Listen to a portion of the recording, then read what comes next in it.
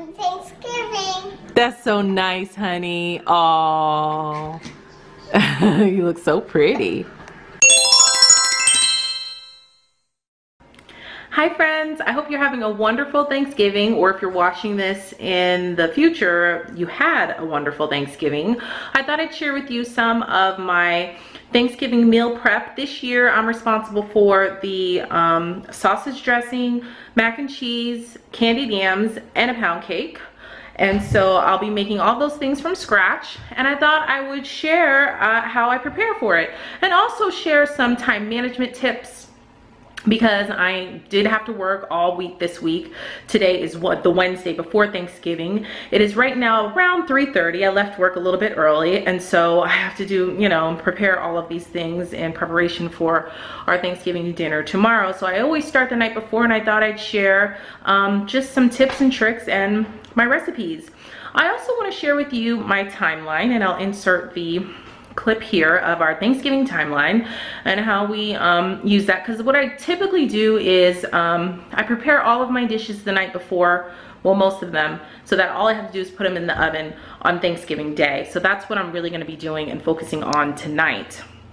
So this is our Thanksgiving timeline that I wanted to share with you, and so I'll probably just speed a lot of this up, and of course if there is a link to similar recipes online, I will link them down below. Tip 1, you always want to make sure that your kitchen surface is clean and clear, that you empty your dishwasher. I will primarily be working on our kitchen table there, the island, and the counter space. It is a little bit cluttered because I have extra food that's out that we will be using, and as soon as those dishes dry, I will be putting those away, but I wanted to make sure I had an empty dishwasher as well. So you always want to make sure you have a clean area to work on, and that it's clear so that it's easier to clean up as you prepare. This is a to-do list that I created for Wednesday evening, or right now it's, like I said, it's a little bit past 3:30. This is everything that I need to do tonight. It's in order of how I want to do it, and of course I'm going to be sharing the recipes as I go, and I'll probably just post separate recipes for each dish that I'm making, but I like to make my to-do list in order of how I want to start preparing things, to use time, to maximize the time as much as possible. So this is my to-do list for tonight. So I'm going to get started on step number 1. Here I'm getting ready to make my cornbread for my cornbread dressing.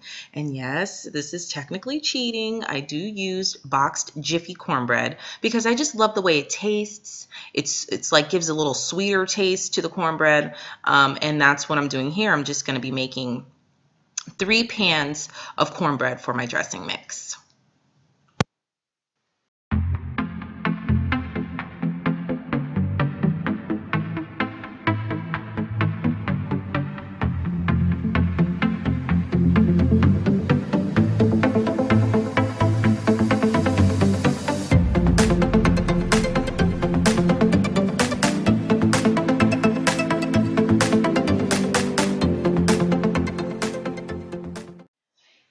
Making my own breadcrumbs, my own seasoned breadcrumbs, and what I do is I just buy a plain loaf of white bread, and I cut the edges off of the bread, and then I cube it, as you'll see.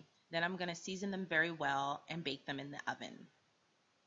And I usually bake them for, like, you just have to keep an eye on them. Don't walk away from it. It doesn't take long.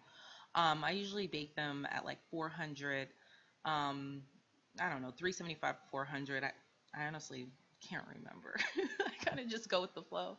But, 375, 400, doesn't matter. They're going to bake. It's just plain bread. And you just keep an eye on them and until they're browned. Once they get brown enough to the point where, they're crunchy, kind of, or toasted, I should say, then they're done. And I'll show you that. I'll show you what that looks like. I season the breadcrumbs with fresh cracked pepper heavily because I like a lot of pepper in my dressing, and I also season the breadcrumbs with sage. Now, it's important to use a really nice high quality sage. I mean, you can use what you have on hand, but for me, I always use Spice Islands sage because I always find that um, it's so fresh. I mean, and it's just really really nice quality sage. And what I do is I pour and about, I'm so horrible with measurements, guys. I don't know. I'm about to show you the size in my hand, about that size in my hand, and then I rub it in between the palms of my hands, and then I sprinkle it over it.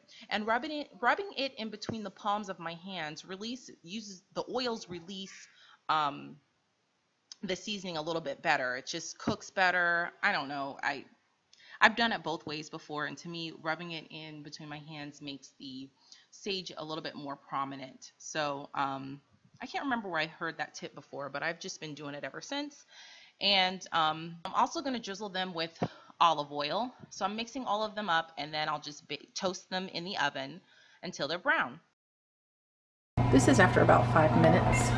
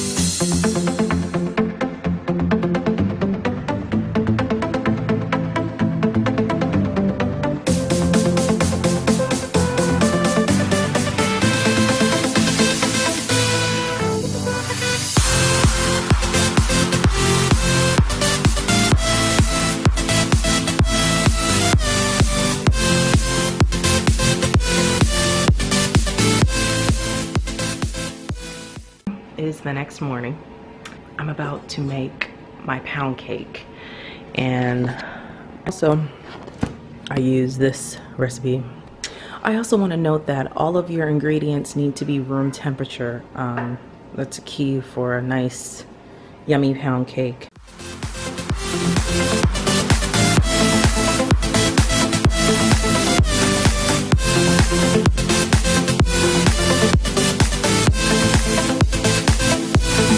Alright, this is a pound cake all done, guys. It looks really good.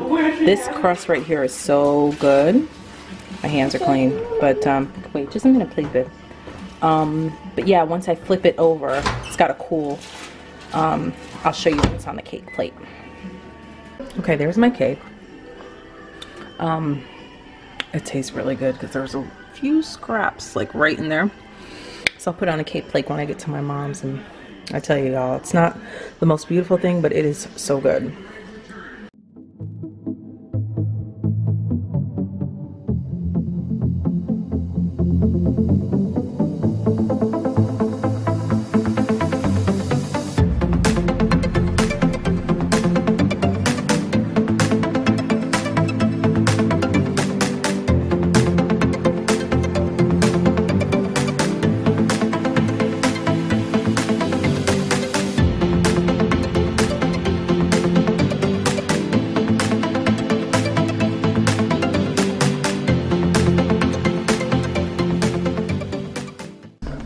Alright guys, so this is our Thanksgiving spread.